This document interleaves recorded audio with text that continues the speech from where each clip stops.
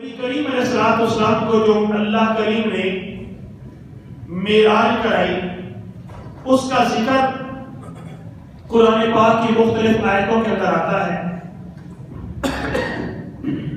ایک جو آیت کریمہ میں نے پڑھی، سبحان الذی اسری بعبدہ لیلا من المسجد الحرام، اللہ فرماتا ہے سبحان الذی، پاک ہے وہ ذات، الذی وہ ذات، اسری جس نے سیر کرائی، بعبدہ اپنے بندے کو، لیلا رات کے تھوڑے سے حصے میں۔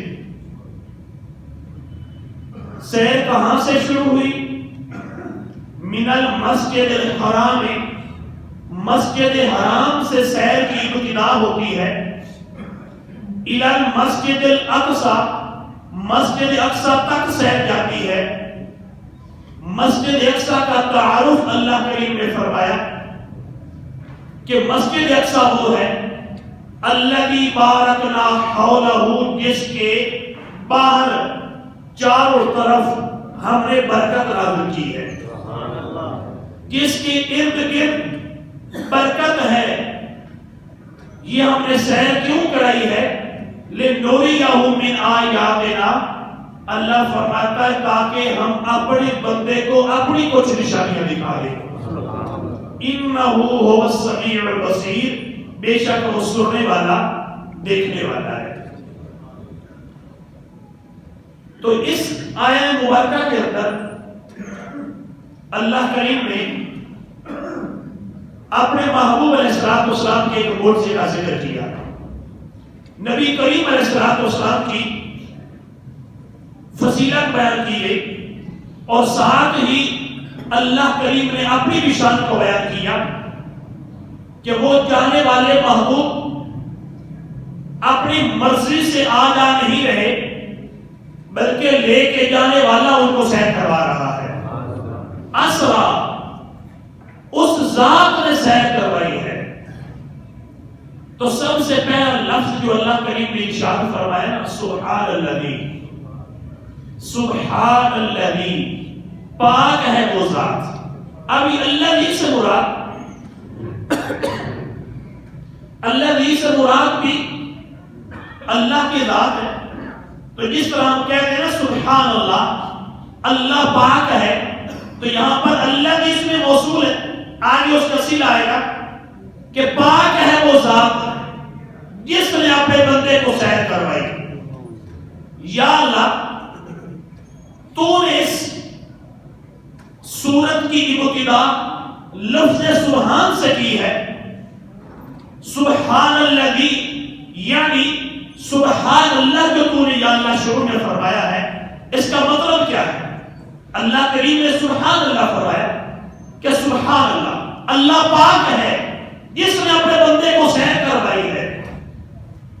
تو بات تو نبی کریم علیہ السلام کی سیر کی ہے، تو پھر اللہ کریم شروع میں اپنی پاکی کیوں بیان فرما رہا ہے؟ تو اس کی کئی وجوہات علماء کرام نے بیان کی ہیں۔ ایک وجہ تو یہ ہے کہ نبی کریم علیہ السلام رات کے مختصر سے حصے میں مسجد حرام سے مسجد اقصی، مسجد اقصی سے آسمانوں کی سیر، جنت و دوزخ کو ملاحظہ کیا، اللہ کریم کا دیدار کیا، اور پھر واپس تشریف لے آئے رات کے تھوڑے سے حصے میں۔ جب اتنا کچھ ہوا تو کوئی انکار نہ کر دے، کوئی انکار کر دیتا کہ یہ کیسے ہو سکتا ہے، تو اللہ کریم نے اس معجزے کو بیان کرتے ہوئے ارشاد فرمایا کہ سبحان اللہ، یہ بات وہ بیان کر رہا ہے جو جھوٹ سے پاک ہے، یہ بات وہ کر رہا ہے جو ہر برائی کے شائبہ سے پاک ہے، وہ سبحان اللہ ہے، اس کی ذات پاک ہے، وہ جھوٹ اس کے قریب بھی نہیں ہے۔ تو جو وہ بات کر رہا ہے وہ بات سچی فرما رہا ہے۔ علامہ عبد الغفور ہزاروی رحمۃ اللہ تعالی علیہ ہمارے جی کے دار میں دن گزرے ہیں، شیخ القرآن کے لقب سے ان کو یاد کیا جاتا ہے۔ وہ فرماتے ہیں کہ سبحان اللہ بھی الذی اسری، سبحان الذی، میں نے پہلے عرض کیا کہ الذی سے مراد اللہ کی ذات ہے، تو یہاں پر پھر مطلب کیا ہوا کہ اللہ فرماتا سبحان اللہ، اللہ پاک ہے جس نے اپنے بندے کو سیر کر رہے ہیں۔ تو حضور شیخ و قرآن فرماتے ہیں کہ اللہ نے شروع میں سبحان اللہ کیوں فرمایا ہے، اس کی وجہ کیا ہے؟ تو اس کی ایک حکمت بیان کرتے ہوئے شیخ و قرآن علامہ عبدالغفور حصاوی رحمۃ اللہ تعالیٰ نے آپ ارشاد فرماتے ہیں کہ نبی کریم علیہ السلام کو لامکان کی بلندیوں تک بلانے کے لیے، اپنا دیدار کرانے کے لیے اللہ نے جبریل کو بھیجا کہ اے جبریل جاؤ میرے محبوب علیہ السلام کو ذرا عرش پہ بلا کے لے آؤ۔ جبریل آتے ہیں، ہزاروں کی تعداد میں فرشتے ہیں، جنت سے جنتی براق بھی ساتھ لے کے آتے ہیں۔ آدم علیہ السلام کی پیدائش سے ہزاروں سال پہلے کا اللہ نے وہ جو امامہ تیار کیا ہے وہ امامہ بھی لے کے آتے ہیں، فرشتے براتی بن کے آتے ہیں، اور کوثر کے پانی، وہاں سے پانی محبوب علیہ السلام کے لیے لے کے آتے ہیں، نبی کریم علیہ السلام کی خدمت میں آتے ہیں۔ اب ہوتا کیا ہے، نبی کریم علیہ السلام جو ساری رات عبادت کرنے والے کریم آقا علیہ السلام ہیں، لیکن اس رات عشاء کی نماز پڑھاتے ہیں، اور عشاء کی نماز پڑھا کے حضرت ام ہانی رضی اللہ تعالیٰ عنہا ان کے گھر میں چلے جاتے ہیں۔ محبوب علیہ السلام مزمل کی چادر پاؤں کی طرف سے بھی فولڈ کرتے ہیں، سر انور کی طرف سے بھی فولڈ کر کے محو استراحت ہو جاتے ہیں، اور دروازے کی کنڈی اندر سے بند کر دی جاتی ہے۔ محبوب علیہ السلام لیٹنے لگ جاتے ہیں تاکہ دنیا کو پتہ چل جائے کہ آج محبوب علیہ السلام سو رہے ہیں، محبوب علیہ السلام کو بلایا جا رہا ہے۔ اگر ساری رات عبادت کرتے رہتے تو کوئی یہ اعتراض نہ کر دیتا کہ نبی کریم علیہ السلام ساری رات عبادت اس لیے کرتے ہیں کہ آپ کا دل کرتا ہے کہ میرا رب مجھے بلائے۔ آج عشاء کی نماز پڑھا کے محبوب علیہ السلام سو جاتے ہیں تاکہ لوگوں کو پتہ چل جائے کہ اللہ اپنے محبوب سے ملاقات کا مشتاق ہے۔ اب جبریل حاضر ہوتے ہیں، جبریل آتے ہیں، دروازے پہ کھڑے ہوتے ہیں، دروازہ تو بند ہے، اندر سے کنڈی لگی ہے، تو یا اللہ کیا میں دستک دوں، کنڈی جو ہے اس کے ذریعے اس کو نو کروں، تیرے محبوب علیہ السلام بیدار ہوں گے، آئیں گے، دروازہ کھولیں گے، یا اللہ میں تیرا پیغام پہنچا دوں گا۔ اللہ فرماتا کہ نا جبریل، تو نے میرے محبوب کو آواز دے کے جگانا نہیں۔ وجہ کیا ہے؟ وجہ یہ ہے کہ اے جبریل، میں نے تو قرآن میں ایمان والوں کو کہہ دیا ہے، ایمان والوں سے فرمایا ہے کہ میرے محبوب کی بارگاہ میں جب بھی حاضر ہو تمہاری آواز بھی اونچی نہیں ہونی چاہیے، تمہاری آواز بھی اونچی نہیں ہونی چاہیے۔ اور اللہ نے سورہ حجرات 26 میں فرمایا کہ محبوب وہ جو تمہیں حجرہ مبارکہ سے باہر سے کھڑے ہو کر آوازیں دے کے بلاتے ہیں وہ تو سارے بے وقوف لوگ ہوتے ہیں۔ محبوب گھر میں ہو، دولت قضا میں ہو، تو کوئی بندہ باہر سے آواز دے کے بلائے، اللہ فرماتا یہ بے وقوف ہے جو میرے محبوب کو آواز لگا رہا ہے۔ ان کو کیا چاہیے تھا؟ اللہ کریم فرماتا ان کو چاہیے تھا کہ یہ رک جاتے، میرے محبوب علیہ السلام اپنی مرضی سے تشریف لے کے آتے۔ ان الذين ينادونك من وراء الحجرات اکثرهم لا يعقلون، وہ لوگ جو حجرہ مبارکہ کے باہر سے محبوب آپ آوازیں دیتے ہیں وہ تو سارے کے سارے بے وقوف لوگ ہیں۔ ولو انہم صبروا، اگر وہ باہر کھڑے رہتے، وہ صبر کرتے، حتی تخرج الیہم، یہاں تک کہ محبوب آپ اپنی مرضی سے ان کے پاس تشریف لاتے، آپ اپنی مرضی سے، اپنے ارادے سے، اپنی مرضی سے ان کے پاس آتے، لکان خیر اللہم، تو یہ ان کے لیے بہتر ہوتا۔ اللہ نے تو محبوب کے در کے یوں ادب سکھائے۔ جبریل دستاویز دے، یا اللہ میں کیا کروں؟ تیرے محبوب تک تیرا پیغام بھی پہنچانا ہے، تیرے محبوب کو لے کے بھی جانا ہے، آواز بھی نہیں دینی،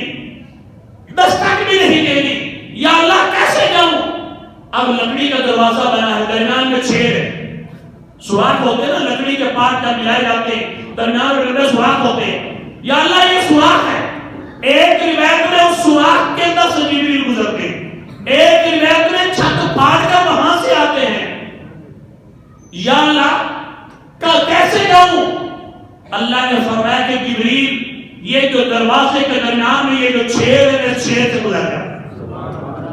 یا اللہ میں جبریل 600 پروں کا مالک ہوں.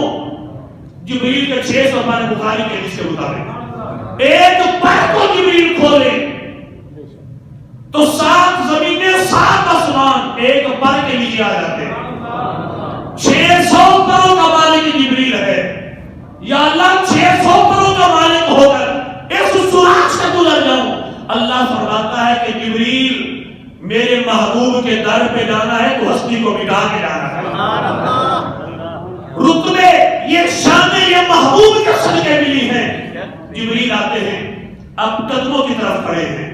نبی کریم علیہ السلام کی بارگاہ میں حاضر ہیں.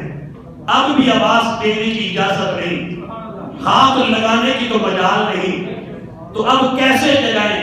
اتنے میں نبی کریم علیہ السلام کے مبارک قدموں سے چادر مبارک ہٹ جاتی ہے تو اللہ فرماتا یا جبریل قبل قدم ہے, اے جبریل میرے محبوب کے قدموں کو بوسا دے.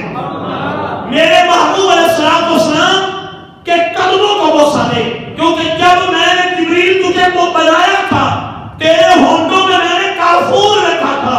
کافور ٹھنڈا ہوتا ہے, جب تیرے کافوری ٹھنڈے ہون میرے محبوب کے قدموں پہ لگیں گے میرا محبوب ٹھنڈک محسوس کرے گا. میرے محبوب علیہ السلام اپنے بدوہا کے چہرے سے چادر ہٹائیں گے اور جب جبریل تو اسے میرے محبوب پوچھیں گے تو میرے محبوب کو میرا پیغام دے دینا کہ اللہ کو عرش میں بلا رہا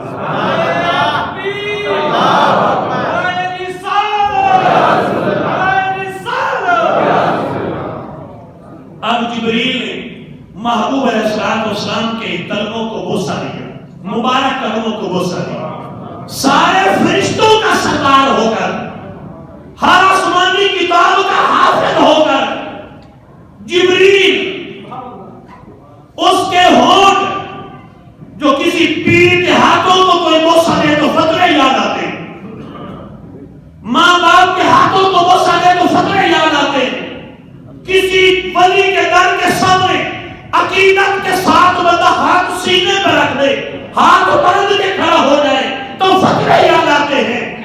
یہاں جبریل سارے فرشتوں کا سردار ہے اور اس کے ہونٹ اللہ نے محبوب کے قدموں پہ لگا دیے. محبوب کے قدم چوم رہا ہے جبریل, اللہ کے نبی کے قدموں کو بوسا دے رہا ہے جبریل, سارے فرشتوں کا سردار. اب کوئی کہے نا کہ جبریل نے اللہ کی نافرمانی کی ہے. اگر اللہ کی نافرمانی کی ہے تو اللہ نے کیا سزا دی جبریل کو؟ کوئی کہے, بتائے, دکھائے کہ جبریل نے یہ کام کیا تو یہ غلط کام تھا تو اللہ نے ڈانٹا ہے. نہیں, فرشتے تو معصوم ہوتے ہیں, ان سے تو خطا ہو سکتی نہیں. کوئی فرشتہ بھی اللہ کی نافرمانی نہیں کرتا. تو جبریل نے محبوب کے قدموں کو بوسا دیا ہے. اب یہاں پر بھی ایک شاعر کے اپنے انداز ہوتے ہیں, کسی نے اس کی منظر کشی یوں کی ہے کہ جبریل سے شاعر پوچھتا ہے کہ جبریل بتا تو صحیح, جب تو نے محبوب کے قدموں کو بوسا دیا ہے تجھے لذت کیا ملی ہے؟ تو جنت بھی گھوما ہے, بڑے بڑے دوست تو نے دیکھے ہیں, تو نے اپنے نام بڑے دیکھے ہیں, تو جبریل یہ تو بتا کہ محبوب کے قدموں کو بوسا دیا ہے, سارے نبیوں کی زیادتی کی ہے, آج تو نے میرے نبی کے قدموں کو بوسا دیا, لذت کیا ملی ہے؟ تو جبریل نے جواب دیا ہے, شاعر نے اس کی شعر میں ترجمانی اور عکاسی کی ہے. جبریل کہتے ہیں کہ نہ جنت نہ جنت کی کلیوں میں دیکھا, مزاج محمد کی کلیوں میں دیکھا. نہ جنت کی کلیوں میں دیکھا, مزاج محمد کی کلیوں میں دیکھا. تو یہ اللہ نے جبریل کو بھیجا ہے. اب محبوب علیہ السلام کی کیا اللہ سے, نبی کریم علیہ السلام کا اللہ سے ڈائریکٹ رابطہ تھا کہ نہیں؟ بھئی سوال یہ ہے, اگر کوئی یہ کہے کہ اللہ کے نبی کو بھی اللہ سے رابطہ کرنے کے لیے جبریل کی ضرورت ہے تو بڑی غلط بات کر رہا ہے. کیونکہ امام یوسف بن اسماعیل نبہانی علیہ رحمہ فرماتے ہیں انما خلق جبریل خدمت النبی صلی اللہ علیہ وسلم, اللہ نے جبریل کو نبی کریم علیہ السلام کی خدمت کے لیے پیدا کیا ہے. وہ تو سرکار کے خادم ہیں. جبریل سرکار کے خادم ہیں. کیا نبی کریم علیہ السلام کو ضرورت تھی؟ نہیں. نبی کریم علیہ السلام کے ڈائریکٹ رابطے تھے اللہ سے. ڈائریکٹ رابطے. کیونکہ نبی کریم علیہ السلام زمین پہ ہوتے ہیں. ایک حدیث پاک میں آسمان کی طرف دیکھا ہے تو نبی کریم علیہ السلام مسکراتے ہیں. صحابہ نے عرض کیا کہ حضور آپ مسکرائے کیوں ہیں؟ فرمایا میرا رب مسکرا رہا ہے اس لیے میں مسکرا رہا ہوں. وہ محبوب جو زمین پہ کھڑے ہو کر اللہ کو مسکراتے دیکھ کر مسکرانا شروع کر دے, ان کو اللہ سے رابطے کے لیے جبریل کی ضرورت نہیں ہے. پھر جبریل کو بھیجا کیوں اللہ نے؟ یہی تو پروٹوکول ہے. جب ڈائریکٹ ہی رابطے تھے تو اللہ فرما دیتا کہ میرے محبوب آپ ذرا عرش پہ تشریف لے. آپ عرش پہ ہیں. عرش پہ جانے کے لیے نبی کریم علیہ السلام براق کے لیے کوئی محتاج نہیں تھے, نہ جبریل کے محتاج, کسی کے محتاج نہیں. اللہ ڈائریکٹ فرما دیتا کہ میرے محبوب ذرا عرش پہ آ جاؤ, آپ کو دیدار کرانا ہے, آپ کو تحفے دینے ہیں نماز کے. لیکن نہیں, ایسا نہیں کیا اللہ نے. اللہ نے جبریل کو بھیجا ہے. 7 فرشتوں کی بڑی تعداد, ہزاروں کی تعداد میں فرشتے بھیجے تاکہ لوگوں کو پتا چل جائے کہ آج اللہ کے محبوب دولہا بنیں گے, اور یہ وہ دولہا ہے جس کی بارات آسمانوں پہ ڈال گئی. اب نبی کریم علیہ السلام کی خدمت میں جبریل نے جب تلووں کو چوما ہے, نبی کریم علیہ السلام نے بدوہا کے مبارکہ چہرے سے چادر ہٹائی ہے. جبریل عرض کرتے ہیں کہ یا رسول اللہ صلی اللہ علیہ وسلم, اللہ آپ سے ملاقات کا مشتاق ہے, اللہ آپ سے ملاقات کرنا چاہتا ہے. نبی کریم علیہ السلام تیار ہو جاتے. جبریل پانی لے کے آئے ہیں, اسی سے وضو کرایا جاتا ہے. امامہ آدم علیہ السلام کی پیدائش سے ہزاروں سال پہلے کا تیار کیا ہے. جنتی لباس ہے, لباس پہنایا جاتا ہے, امامہ شریف سر پہ رکھا جاتا ہے. اب سواری کہاں سے آئے؟ جنت سے براق سواری جبریل لے کے آتے ہیں. اب رات کا وقت ہے. لیلن پہ جو تنوین ہے نا, 2 زبر, یہ تقلیل کی ہے, مطلب رات کے تھوڑے سے حصے میں یہ سارے کام ہوئے, تھوڑے سے حصے میں. اب تنوین تقلیل کی ہے کہ تھوڑے سے حصے میں. اب ساری دنیا سوئی ہے. اللہ کے محبوب علیہ السلام نے وضو کیا ہے, جنتی لباس پہنا ہے, امامہ شریف سر پہ سجایا ہے. جس محبوب کا حسن پہلے ہی کمال کا ہے. بھئی جس ایک بندہ ہو, بھئی ویسے ہی اللہ نے ایک بندے کو حسن دیا ہے. ہم اپنی اگر کسی کی مثال لیں نا, ورنہ ہمارا سرکار سے کسی کی مماثلت کوئی نہیں, مثل ہے ہی نہیں سرکار کا کوئی کائنات میں. تو کوئی عام بندہ بھی ہو, ذرا کپڑے اچھے ویل ڈریس ہو کر, نہا دھو کر اگر بن کے نکلے, وہی بندہ ہوتا ہے جس کو پہلے دیکھتے ہیں. میں نے 3-4 جمعے پہلے تقریر کی, میں نے جمعہ پہنا ہے. قاری مختار صاحب سنتیں شروع کرنے سے پہلے میرے پاس آتے اور آ کے کہتے ہیں کہ مفتی صاحب کبھی یوں امی جان کے سامنے بھی جایا کریں, کتنے اچھے لگ رہے ہیں. حالانکہ ہم وہی ہیں, آپ بھی وہی ہیں, لیکن کپڑے بندہ اچھا پہنے نا تو بندے کو حسن میں اضافہ ہوتا ہے. اللہ کے محبوب علیہ السلام جن کو اللہ نے حسن ہی کمال کر دیا ہے, تو جب وضو کوثر کے پانی سے کیا ہوگا, جنت کا لباس پہنا ہوگا, اور سر پہ وہ پرانا اللہ کی طرح قدرت سے تیار کردہ امامہ رکھا ہوگا, اللہ کے محبوب کتنے حسین و جمیل لگ رہے ہیں. ہزاروں کی تعداد میں فرشتے کھڑے ہیں, براق سواری تیار ہے, رکاب پکڑنی ہے. اب محبوب علیہ السلام نے براق پہ سوار ہونا ہے, آسمانوں کا سفر ہونا ہے. اور دیہاتوں کے اندر آج بھی کہیں کہیں باراتیں گھوڑوں پہ, بگیوں پہ, شہروں پہ, لاہور کے اندر بھی یہ کہیں کہیں رواج ہے, شوقیہ طور پر لوگ یہ کرتے ہیں. اب گھوڑے پر اگر کسی نے سوار ہونا, کیونکہ بگیاں ہوں گی وہ تو اس کو سٹیئر سے نیچے لگائی ہوتی ہے, لیکن اگر کسی نے گھوڑے پہ سوار ہونا ہے وہ رکاب پکڑنی ہوتی، الٹا پاؤں رکاب میں رکھنا ہے، دایاں پھر گھما کے تو گھوڑے کے اوپر بیٹھنا ہے۔ اب رواج کیا ہوتا ہے کہ جب دولہا گھوڑے پہ سوار ہوتا ہے تو جو وہ کمی وغیرہ جو لوگ ہوتے ہیں خدمت گزار، وہ ایک رکاب پکڑتا ہے اور وہ رکاب پکڑنے کے بھی پیسے لیتا ہے۔ دولہے کا والد اس کو پیسے دیتا ہے کہ میرا بیٹا آج دولہا بنا ہے، تو نے رکاب پکڑی ہے، یہ اس کو دیا جاتا، لاگ اس کو کہتے ہیں، یہ لاگ اس کے دیا جاتا ہے۔ اب ساری دنیا سوئی ہے، کوئی بھی خدمتگار اور کوئی صحابی بھی قریب نہیں، نبی کریم علیہ السلام تنہا ہے۔ ابو بکر صدیق رضی اللہ تعالیٰ عنہ سوئے ہیں، حضرت عبداللہ بن مسعود رضی اللہ تعالیٰ عنہ جو نبی کریم علیہ السلام کے جوڑے اٹھا کے چلتے ہیں، مسواک اٹھا کے چلتے ہیں، تکیہ اٹھا کے چلتے ہیں، وہ بھی سوئے ہوئے ہیں۔ آج رکاب کون پکڑے؟ اللہ نے فرمایا کہ جبریل رکاب تو نہیں آج پکڑے، میرے محبوب نے گھوڑے پہ سوار ہونا ہے، رکاب تو نہیں پکڑنی ہے۔ جبریل نے رکاب پکڑی ہے، محبوب علیہ السلام نے مبارک قدم رکاب میں رکھا ہے اور قدم مبارک گھما کر گھوڑے پہ سوار ہیں۔ تو جب سواری بھی جنتی ہے، سواری جنتی ہے، لباس بھی جنتی ہے، اور لے کے آنے والے جبریل وہ بھی جنتی فرشتوں کے بھی سردار ہیں، امام ہیں، وہ بھی نوری ہیں۔ دوسرے لفظوں میں اگر یوں کہیں کہ جو لینے آئے ہیں وہ بھی نوری ہیں، لباس بھی نوری ہے، سواری بھی نوری ہے، جو جانے والے ہیں وہ بھی نور ہیں۔ لینے آنے والے بھی جنتی، سواری بھی جنتی، اور جو سواری پر سوار ہے وہ بھی جنتیوں کے سردار ہیں۔ جنت ان کے صدقے بنی ہے۔ آج محبوب علیہ السلام کی بارات تیار ہے۔ اب یہ بھی دیہاتوں کے اندر ماحول ہوتا ہے۔ اب یہ علامہ عبدالغفور ہزاروی رحمہ کی بات اب یہاں سے شروع ہوتی ہے۔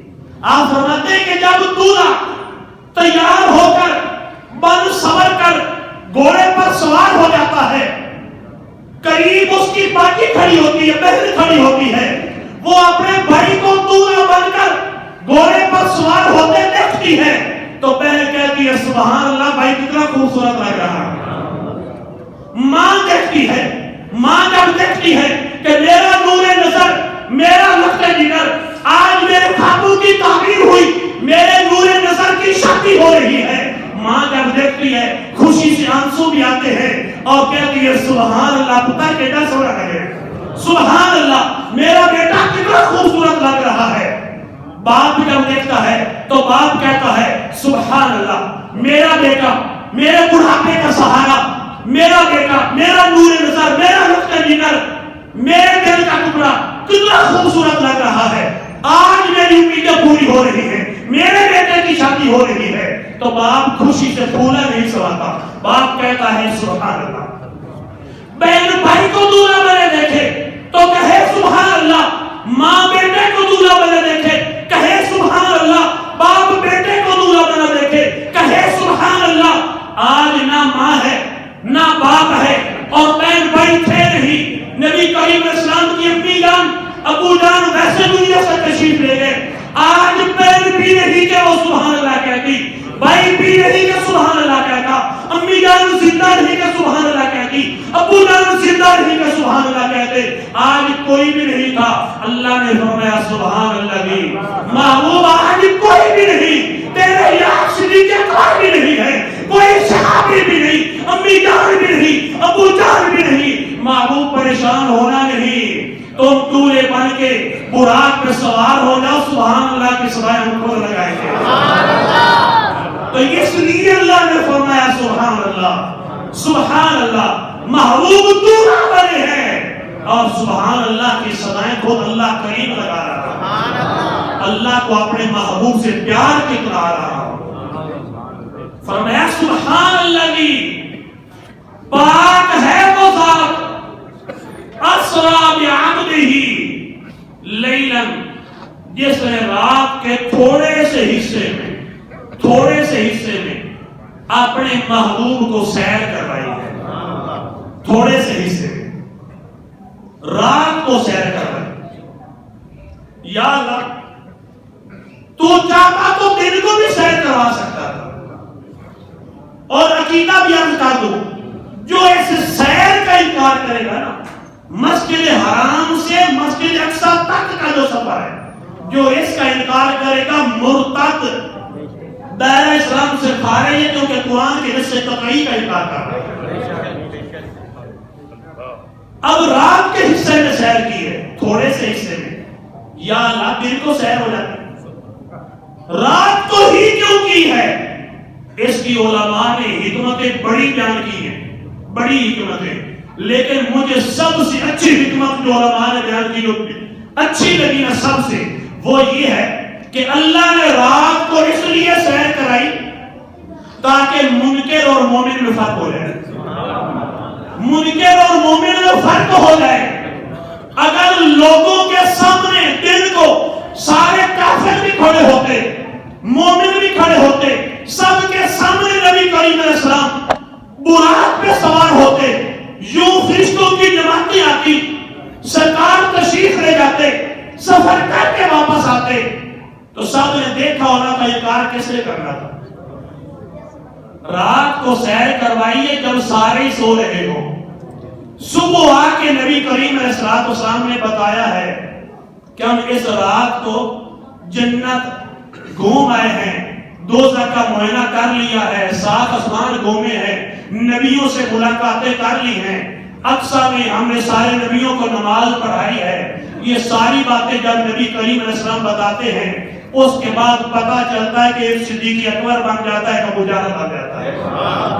وہاں سے 2 راستے نکلتے ہیں, ایک راستہ صدیق اکبر کا راستہ بنتا ہے, ایک راستہ ابو جہل کا راستہ بنتا ہے, کیونکہ صبح فجر کی نماز کے لیے ابو بکر صدیق رضی اللہ تعالیٰ عنہ آ رہے ہیں.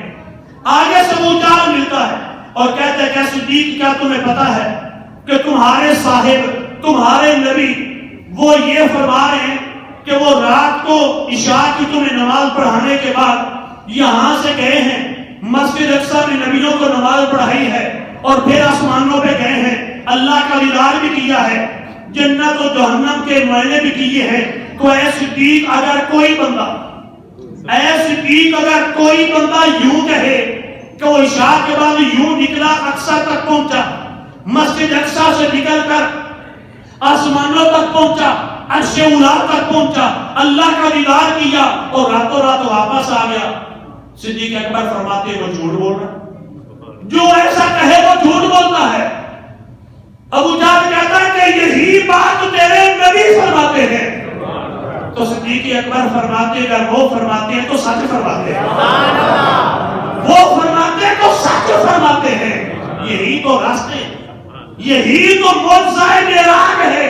اسراء اور معراج یہی معجزہ ہے جس نے راہ مومن اور منکر کی علیحدہ علیحدہ کر دی. اس لیے کہ ایک وہ تھے جو نبی کریم علیہ السلام کے فرمانے کی وجہ سے مان رہے تھے, اور ایک وہ ابو جہل تھا جو اس سفر کو اپنی عقل پہ تول رہا تھا.